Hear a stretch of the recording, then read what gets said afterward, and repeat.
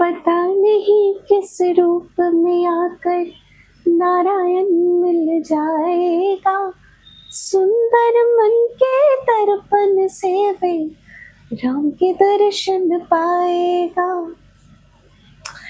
आप लोग सोच रहे होंगे कि अचानक कहानी छोड़कर मैं गाने पे क्यों आ गई है। असल में आज जो घटना मैं आप लोगों के साथ शेयर करने वाली हूँ वो किसी और की नहीं बल्कि मेरी खुद की आप बीती है।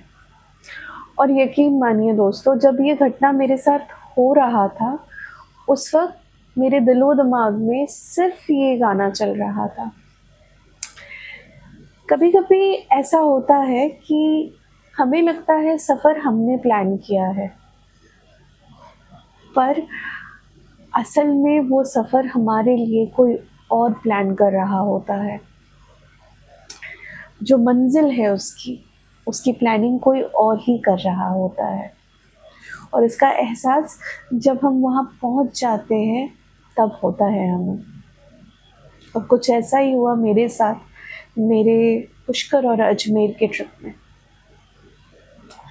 नमस्कार दोस्तों, मैं हूँ दिया और आप देख रहे हैं द डिवाइन डायरीज बाय दिया, जहाँ हम लेकर आते हैं कुछ रहस्यमय अद्भुत सच्ची घटनाएं जिन्हें सुनकर आपके दिल में भी विश्वास का दिया जलता रहेगा। इन केस अगर आपको इन घटनाओं पे यकीन ना हो तो इन्हें कहानी मानकर सुन लीजिए। क्या पता कल को आगे चल के इन्हीं कहानियों में से आपको आपके किसी भी परेशानी का हल मिल जाए। और क्या पता कल को आपको भी द डिवाइन पे भरोसा हो जाए। चलिए शुरू करते हैं आज की घटना, जो कि मेरी खुद की घटना है। 2024 में मेरे साथ कुछ ऐसा हुआ जिसको आज भी मैं अगर सोचती हूँ ना तो मेरे रोंगटे खड़े हो जाते हैं। 2024 मार्च मेरी बेटी का फाइनल एग्ज़ाम ख़त्म हुआ था उस टाइम पे। और 8 मार्च मुझे आज भी वो डेट, दिन, सब कुछ बहुत अच्छे तरीके से याद है। 8 मार्च 2024 फ्राइडे था और उस दिन शिवरात्रि भी थी, जिसकी वजह से लगभग सारी ऑफिसेज बंद थे। अगले दिन 9 मार्च सैटरडे, वो सेकंड सैटरडे था, जिसकी वजह से हम सब के ऑफिसेज बंद थे। और फिर संडे, तो एक लॉन्ग वीकेंड था। मेरी बेटी अपने एग्ज़ाम के बाद बहुत ज़िद कर रही थी कि कहीं घूम के आते हैं, हम घर पे ही बैठे रहते हैं हमेशा। तो हमने तय किया कि एक लॉन्ग वीकेंड है तो क्यों ना एक छोटा सा वीकेंड ट्रिप कर ले।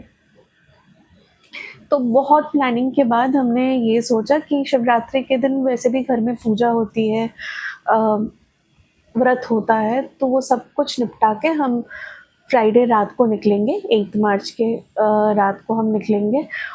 और वीकेंड गेटवे हमारे यहाँ से दिल्ली से बहुत सारे होते हैं, तो जिनमें हमने चूज़ किया जयपुर को, कि जयपुर हम जाएंगे, एक दिन लगेगा जयपुर घूमने में, फिर संडे वापस आ जाएंगे। तो जैसी सोच वैसा काम, हमने फटाफट से सारी टिकट्स बुक कर ली। हमने बुकिंग कर ली और सुबह के 4 बजे 9 को सैटरडे हम जयपुर पहुंच गए। होटल पहले से बुक था, हम होटल पहुंचे। मगर बहुत बार ऐसा होता है कि ऑनलाइन जब आप बुकिंग कर रहे होते हो तो जो होटल्स आप देख रहे हैं ऑनलाइन पे, और जब आप जाते हो उस होटल में तो एक्चुअल में वो अलग होता है, थोड़ा बहुत फीचर्स अलग हो जाते हैं। और जिस होटल को हमने बुक किया था बहुत कुछ देखकर, तो वो वैसा नहीं था। थोड़ा सा डिसअपॉइंट हुए थे हम। बट वही था कि हमें सिर्फ लगेज रखना है, थोड़ा रेस्ट करेंगे फिर निकल जाएंगे। तो 4 बजे, जब 4:30 लगभग 5, पौने 5 के आसपास हम पहुंच गए थे हमारे जो होटल बुक था वहाँ पे। और हमने सारा सामान रख के यही तय किया कि थोड़ा रेस्ट करेंगे, उसके बाद फिर साइट सीइंग के लिए निकलेंगे। तो वैसा ही किया हमने। जब हम निकले तो मेरी बेटी बहुत ज़्यादा डिसअपॉइंटेड थी होटल से। उसने कहा कि मैं यहाँ नहीं रहूँगी, मैं यहाँ वापस नहीं आऊँगी। अब क्या करें, 2 दिन के लिए होटल भी तो बुकड है हमारा। तो उसको किसी तरह हमने समझाया, फिर हमने आराम से जयपुर घूमा। इनफैक्ट लास्ट टाइम मैंने गोपीनाथ जी की भी बात करी थी, तो गोपीनाथ जी के दर्शन किए हमने। फिर वहाँ पे बहुत सारी अच्छी जगह है। देखने के बाद रात हो गई थी हमें आते हुए, तो उसी वक्त हमने, जो हमारा कैब ड्राइवर था, हमने उनसे पूछा कि आसपास में और क्या अच्छी जगह है अगर हम जाना चाहें तो, अगर हम जयपुर नहीं रुकना चाहें तो उसने कहा कोई बात नहीं, आपने ऑलमोस्ट सब कुछ ही मैंने कवर कर दिया, आप लोग सिर्फ शॉपिंग रह जाता है, वो तो आप यहाँ से जो चीज़ खरीदोगे वो आपको दिल्ली में भी मिल जाएगी, तो बेटर है कि आप सामने पुष्कर है वो घूम लीजिए। तो हमने कहा ठीक है, हम पुष्कर घूम लेते। अपने रूम पे आके पुष्कर के लिए एक रिसोर्ट बुक कर लिया, जो हमारी बेटी को दिखा के उसकी तसल्ली के लिए, क्योंकि at the end of the day हम उसी के लिए निकले थे उस ट्रिप पे, उसकी खुशी के लिए निकले थे उस ट्रिप पे, तो उसको दिखा के हमने रिसोर्ट बुक कर लिया। और अगले दिन सुबह उठ के थोड़ा बहुत शॉपिंग करी और हम निकल गए अजमेर के लिए, सॉरी पुष्कर के लिए निकले थे, क्योंकि बसेस 2 थी, एक अजमेर जा रही थी और एक उससे आगे चल के पुष्कर भी जा रही थी, तो हमने पुष्कर के लिए बस लिया था।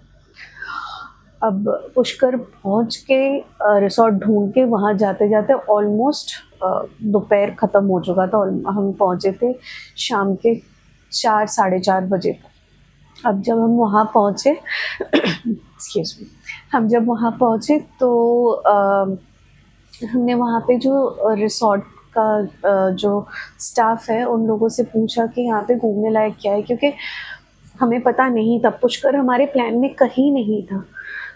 हमने सिर्फ यही तय किया था कि हम जयपुर जाएंगे और जयपुर घूम के फिर अगले दिन वापस आ जाएंगे। तो उन्होंने कहा यहाँ पे बहुत कुछ है, सफारी भी है, आप अजमेर जा सकते हो। तो हमें कोई आइडिया नहीं था कि पुष्कर में सफारी भी होती है, डेजर्ट सफारी होती है। तो फिर हमने कहा फिर आज क्या कर सकते हैं हम, आज का दिन तो कुछ मतलब कुछ तो एटलीस्ट प्रोडक्टिव हो। तो उन्होंने कहा हाँ सामने ब्रह्म कुंड है, ब्रह्मा जी का मंदिर भी है, आप वो घूम लीजिए तब तक। तो उन्होंने ही होटल से ही उन्होंने एक हमें ना ऑटो बुक करवा के दिया कि थोड़ा सा मतलब बिल्कुल नज़दीक ही है, कैब की ज़रूरत नहीं है, आप ऑटो से ही चले जाइए, फिर वहाँ से पैदल पैदल आप सब कुछ घूम सकते हैं। हमारे लिए बिल्कुल नया शहर, कोई प्लानिंग नहीं है पुष्कर की, हम एकदम से पहुँचे वहाँ पे। शाम को खा पी के हम गए ब्रह्मकुंड।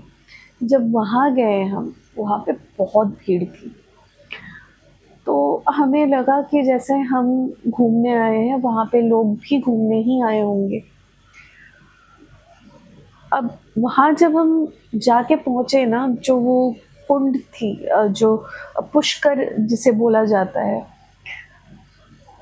एक अजीब सी सुकून थी वहाँ पे, मतलब ऐसे ना दिल शांत सा हो गया वहाँ जाके।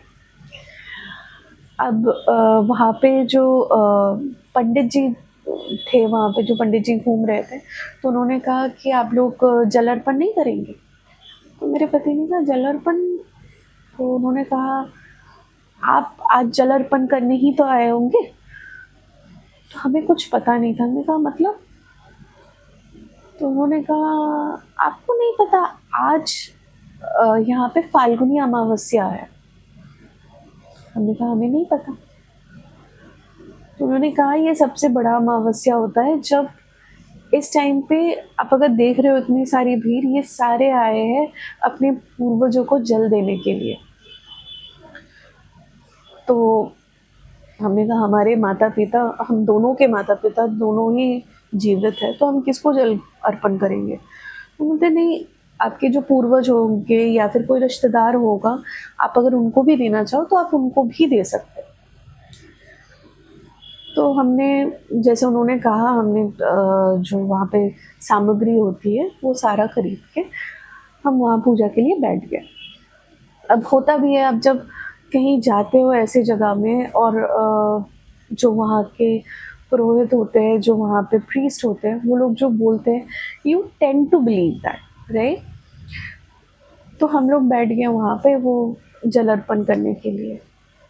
अब जब ये जल अर्पण हो रहा था, उस वक्त मेरे दिल में ना एक बहुत पुरानी एक पुरानी नहीं बोलूँगी, एक ना बोझ सा था कि मैं अपनी नानी से बहुत कनेक्टेड थी। और जब जिस दिन हम पुष्कर पहुँचे थे, उस टाइम पे मेरी नानी को गए हुए 1 साल ही हुआ था। और मेरी मतलब किसी रीज़न की वजह से उनकी बरसी नहीं हो पाई थी। जो जल देना होता है उनको, वो नहीं हो पाया था। तो रह के ना मेरे दिल में वो बात हमेशा से थी कि मेरी नानी को किसी ने पानी तक नहीं पूछा उनकी जब वो जा रही थी उस वक़्त।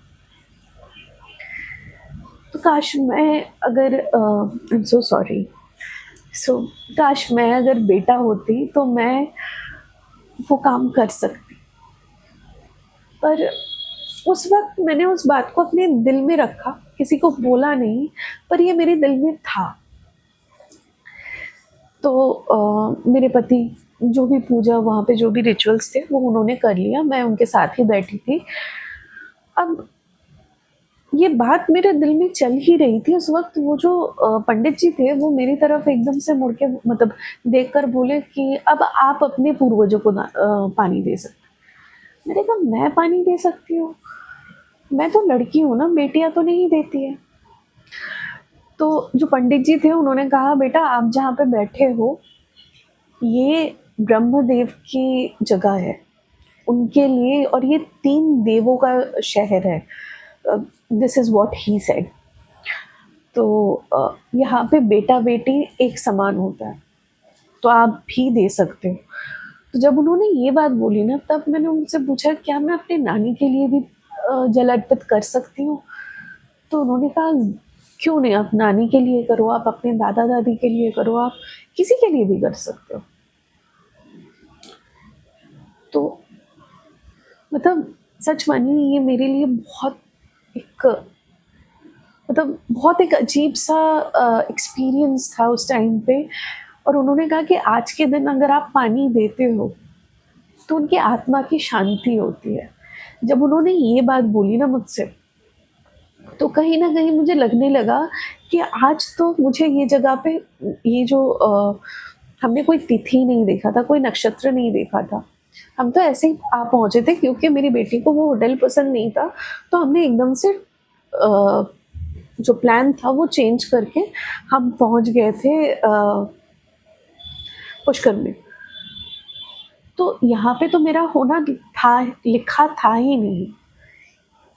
तो कहीं ना कहीं मुझे लगा कि शायद भगवान ने मुझे उस वक्त वहाँ इसलिए भेजा ताकि मेरी नानी की आत्मा को शांति मिले, ताकि उनको जो जल जो जब वो जा रही थी उस वक्त उनके मुंह में पानी देने के लिए कोई नहीं था। वो जब चली गई, उनके 1 साल की बरसी में काम करने वाला कोई नहीं था। तो कहीं ना कहीं वो जल अर्पण मेरे से ही शायद लेना चाहती थी। तो मैंने वो किया, बहुत मन से किया।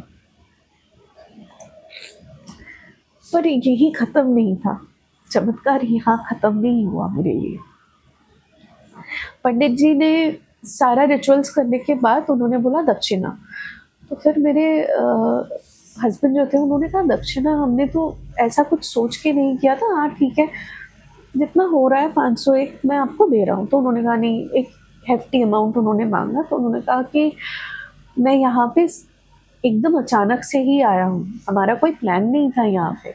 मैं मान रहा हूँ कि यहाँ पे जितने भी लोग आए हैं ये जो अमावस्या है उसकी वजह से आए हुए हैं, पर मैं यहाँ पे सिर्फ घूमने के लिए आया था, मुझे ये सब नहीं पता था। तो वो अड़ गए थे, वो अपने पॉइंट पे सही थे। तो एनीवेज उन्होंने कहा ठीक है कोई बात नहीं बोल के उन्होंने रिचुअल्स कंप्लीट करके वो निकल गए। अब सामने जो पुष्कर था, जो कुंड था, वहाँ पे हमने देखा सारे लोग जाके ऐसे सर पे पानी छिड़क रहे हैं। तो मेरे हस्बैंड भी चले गए वहाँ पे। मैंने कहा कि पता नहीं यार यहाँ पे क्यों नहीं जा रहे हो, रात का वक्त हो रहा है। उस मतलब जब हम रिचुअल्स कर रहे थे ना, करते करते वो शाम भी नहीं, रात हो चुकी थी ऑलमोस्ट। तो उसने कहा कि नहीं सारे कर रहे हैं तो मैं भी जा रहा हूँ वहाँ पे। तो वो गए वहाँ पे।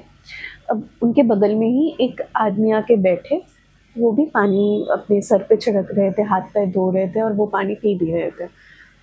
तो बातों बातों में पता चला कि वो एक ऑटो ड्राइवर है और वो अजमेर शरीफ से आए हैं अपने सवारी लेकर ब्रह्मा जी के जो मंदिर है उनके दर्शन के लिए, प्लस यहाँ पे जो जल अर्पण हो रहा है उनके लिए वो आए हैं। तो हमने उनसे कहा कि अच्छा ठीक है, बहुत बढ़िया। मतलब बातों बातों में हमने कहा कि ठीक है, कल हमारा भी प्लान है अजमेर जाने का, आप हमें ले जा सकते हो? तो उन्होंने कहा कि नहीं नहीं नहीं, अब पता नहीं मैं कल तक रुकूंगा या नहीं रुकूंगा, मैं होऊंगा नहीं होऊंगा, इससे बेटर है कि आप यहीं पे किसी लोकल को बता दीजिए, वहाँ से कर लीजिएगा, आपको सस्ता भी पड़ेगा। अब द थिंग वाज दैट कि मुझे ये बात इसलिए खटकी क्योंकि जब से मैं जयपुर और पुष्कर आके पहुंची थी, तब से मैंने एक चीज़ नोटिस किया था कि वहाँ पे जितने भी ऑटो वाले थे वो सारे आपसे ज़्यादा पैसा मांग रहे थे या फिर आपको लूटने के लिए खड़े हुए थे। लूटना is not a correct word, I understand, but अगर आप मतलब नोटिस करोगे कोई भी टूरिस्ट स्पॉट में, टूरिस्ट एरिया में आप जाते हो तो वो बहुत ज़्यादा पैसे मांग लेते हैं। और वहाँ पे ऑन द कॉन्ट्री इनको हम आगे से चल के बोल रहे थे कि हमें ले चलो, तो उन्होंने मना करके बोला कि नहीं नहीं नहीं, आप ना यहाँ से लोकल कर दीजिएगा, पता नहीं मैं कल होऊंगा नहीं होऊंगा।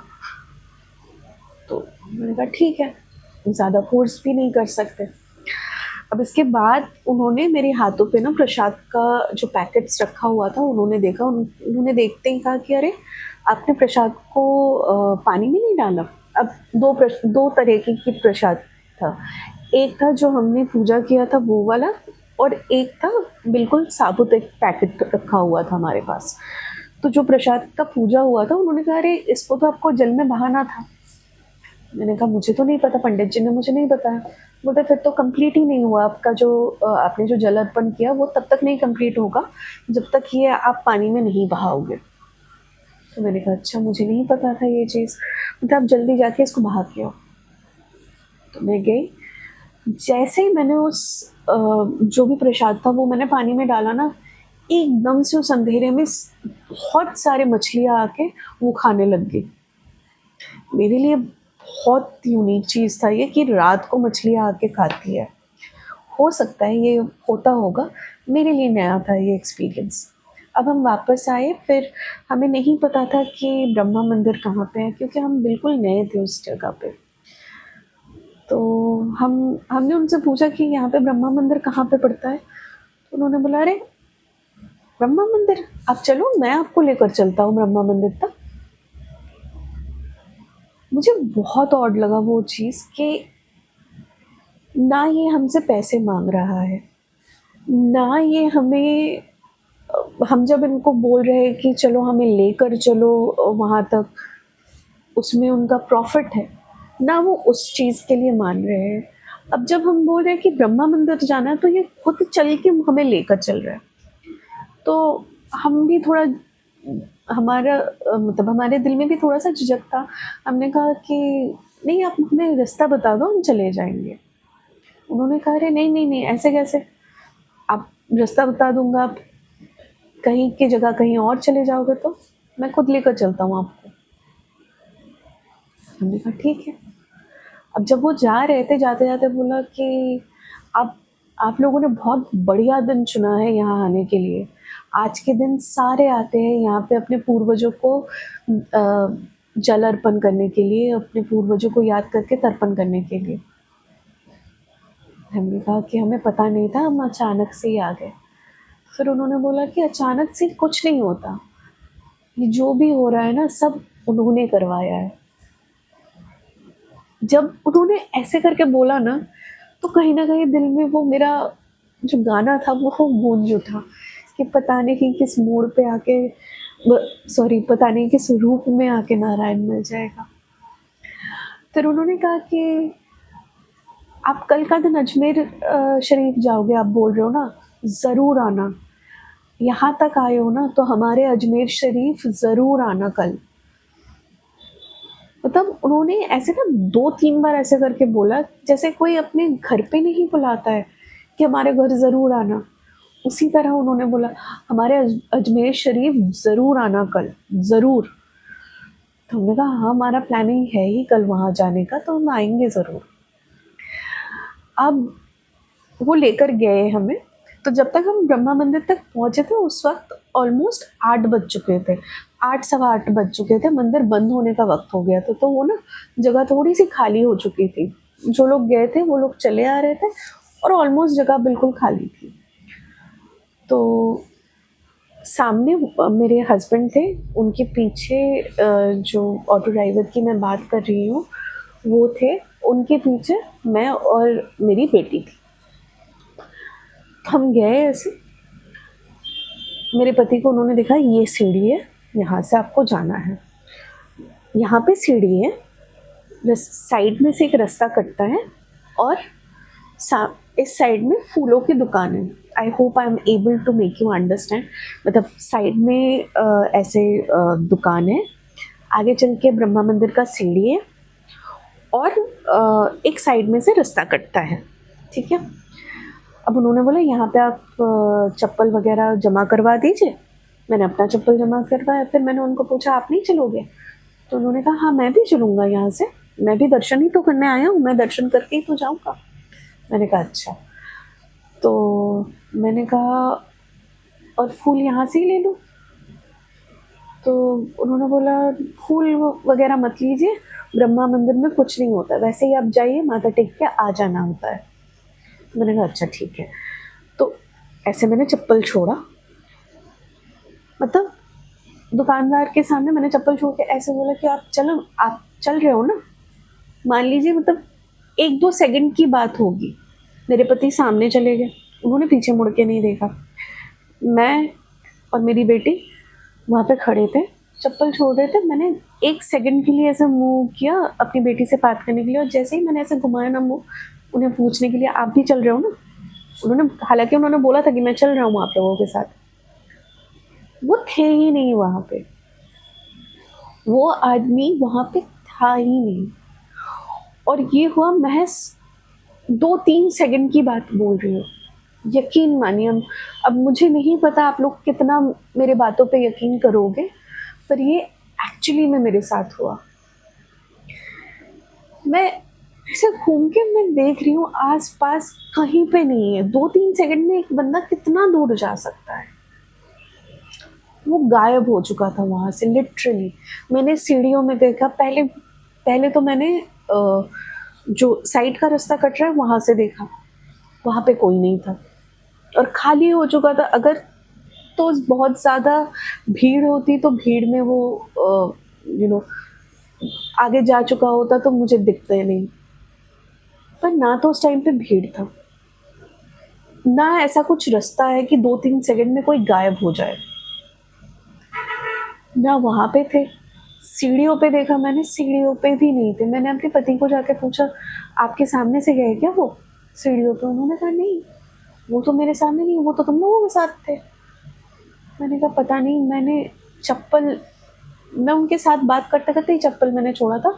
बस वो जो फूल वालों ने टोकरी दी उस पर मैंने चप्पल ऐसे रखा और ऐसे मुड़ के देखा और वो गायब थे वहाँ से।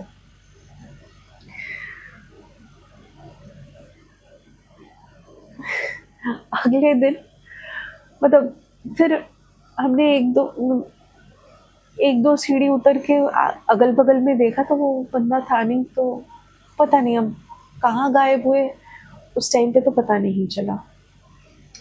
फिर अगले दिन हम गए अजमेर शरीफ, सावित्री देवी मंदिर है पुष्कर में, उनका दर्शन करके फिर हम गए अजमेर शरीफ।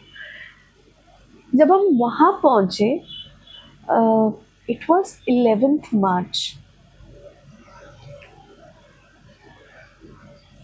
आप मानोगे नहीं मानोगे, पता नहीं ये क्या था, कोइंसिडेंस था या कुछ और।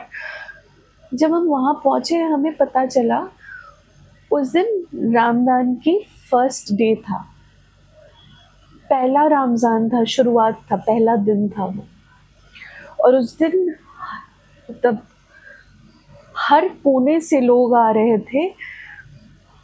ख्वाजा गरी, I think, correct me if I am wrong, I am so sorry,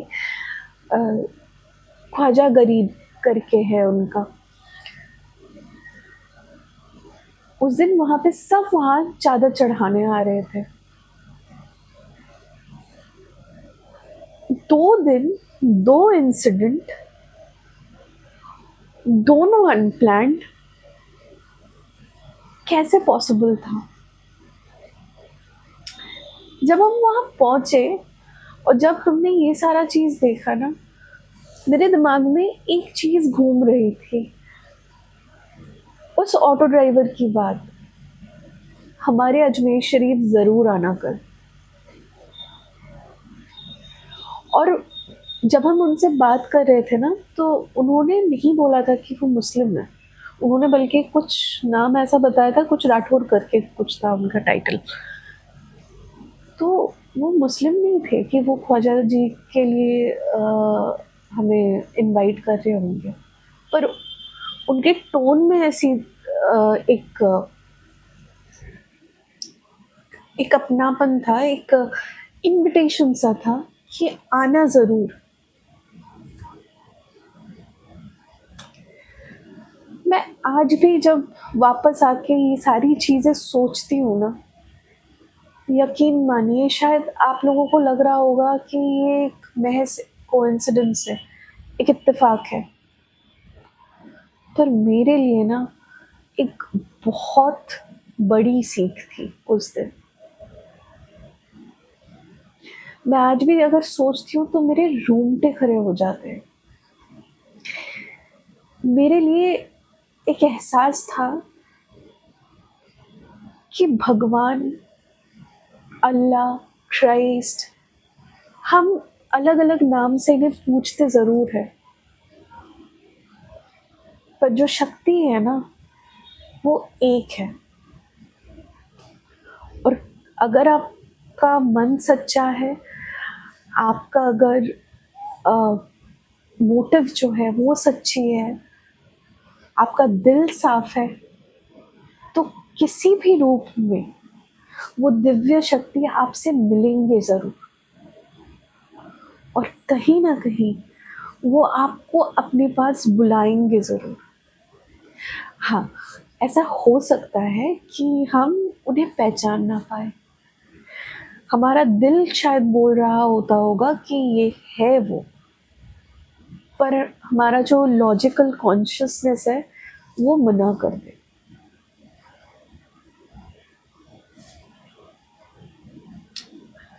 होता है ऐसा,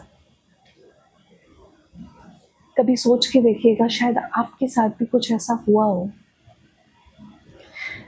क्योंकि उस दिन जो आदमी हमसे मिला था वो सिर्फ एक आम आदमी था, एक ऑटो ड्राइवर था, या